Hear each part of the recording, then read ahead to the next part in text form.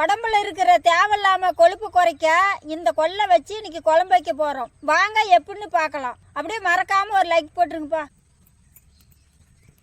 கொள்ளு பருப்பை வேவிச்சுக்கலாம். உலக்காஞ்சிக்கிச்சு வறுத்து உடச்சி கொள்ளு பருப்பு கொட்டிக்கலாம்.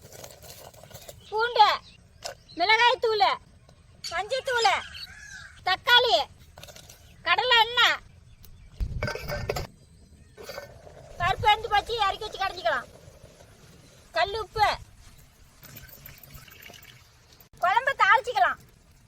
கடலை எண்ணெய், கடுகு, கருவேப்பிலை, சின்ன வெங்காயம், பெருவெங்காயத்தூள், கடிஞ்ச கொள்ளு பருப்பு, கரைச்சா புளித்தண்ணி, ஒரு கொதி வந்த உடனே இறக்கலாம்.